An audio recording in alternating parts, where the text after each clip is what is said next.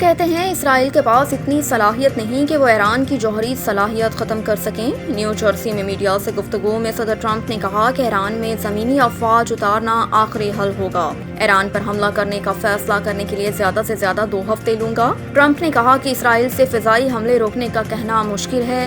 اسرائیل کے پاس اتنی صلاحیت نہیں کہ وہ ایران کی جوہری صلاحیت ختم کر سکے۔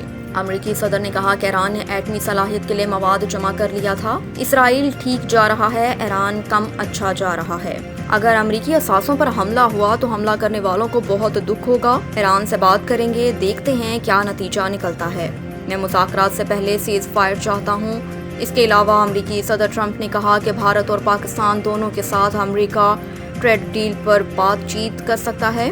ٹرمپ کا کہنا تھا کہ پاکستان بھارت کی جنگ بند کروانے پر مجھے نوبل پرائز ملنا چاہیے، مگر نوبل پرائز سر لیبرس کو ملتا ہے، یہ لوگ مجھے نہیں دیں گے۔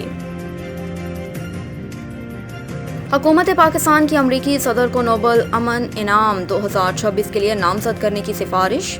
حکومتی اعلامیہ کے مطابق بین الاقوامی برادری نے بھارتی جارحیت کا مشاہدہ کیا جو پاکستان کے خود مختاری اور علاقائی سالمیت کی سنگین خلاف ورزی تھی۔ اس جارحیت کے نتیجے میں متعدد معصوم جانیں ضائع ہو جائیں اور ضائع ہو گئی ہیں، جن میں خواتین، بچے اور بزرگ شامل تھے۔ پاکستان نے اپنے دفاع کے حق کا استعمال کرتے ہوئے آپریشن بنیان معصوم کے تحت ایک محدود، ٹھوس اور درست عسکری کارروائی کی، جس کا مقصد صرف جارحیت کا جواب دینا اور مزید کشیدگی سے گریز کرتے ہوئے اپنے دفاع کو یقینی بنانا تھا۔ اس نازک لمحے پر صدر ٹرمپ نے غیر معمولی حکمت عملی اور بصیرت کا مظاہرہ کرتے ہوئے اسلام آباد اور نئی دلی کے ساتھ بھرپور سفارتی رابطے کیے، جس کے نتیجے میں جنگ بندی ممکن ہوئی اور ایک ممکنہ بڑی جنگ ٹل گئی۔ اگر یہ جنگ شروع ہوتی تو اس کے اثرات جنوبی ایشیا ہی نہیں بلکہ پوری دنیا کے لیے تباہ کن ثابت ہو سکتے تھے۔ حکومت پاکستان نے اس موقع پر صدر ٹرمپ کی جانب سے مسئلہ جموں کشمیر کے پرامن حل کی پیشکش کو بھی سراہا۔ آصف زرداری کہتے ہیں کہ شہید بی بی کا وژن آج بھی مشعل راہ ہے، رہنمائی کے لیے جمہوریت مضبوط کریں گے۔ سابق وزیر اعظم بے نظیر بھٹو شہید کی 72ویں سالگرہ کے موقع پر جاری پیغام میں صدر مملکت آصف علی زرداری نے ان کی قومی خدمات اور عظیم قربانیوں کو زبردست خراج عقیدت پیش کیا۔ صدر مملکت نے کہا کہ شہید محترمہ بے نظیر بھٹو نے جمہوریت، انسانی وقار اور خواتین کے حقوق کے لیے جو ناقابل فراموش جدوجہد کی، وہ آج بھی تاریخ کا روشن باب ہے۔ انہوں نے کہا کہ محترمہ بے نظیر بھٹو نے آمریت کے خلاف جرات اور استقامت کے ساتھ مزاحمت کی اور ملک میں جمہوریت کی بحالی کے لیے چلنے والی تحریکوں کی قیادت کی۔ وہ قانون کی حکمرانی اور آئین کی بالادستی پر مکمل یقین رکھتی تھیں۔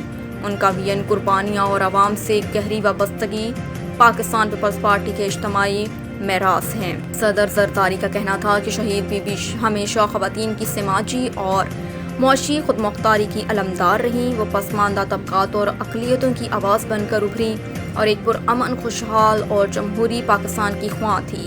ان کے اصولی سیاست آج بھی ایک منصفانہ اور جمہوری معاشرے کے قیام کے لیے مشعل راہ ہے۔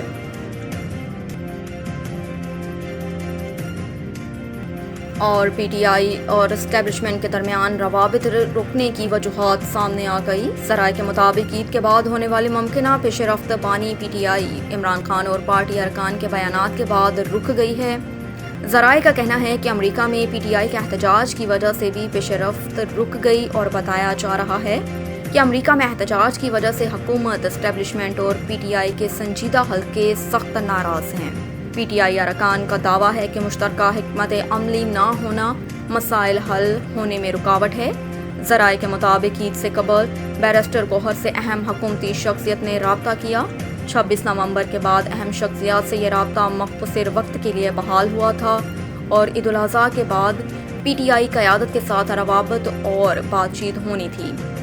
اس حوالے سے chairman P T I barrister Gohar Khan کا کہنا ہے کہ بات چیت کے لیے ہمارے راستے کھلے ہیں، ملک کی خاطر سنجیدہ اور نتائج کے حامل روابط کے لیے تیار ہیں۔ حکومت اور ہماری جانب سے چند افراد ایسے ہیں جو بیانات یا عمل سے روابط میں رکاوٹ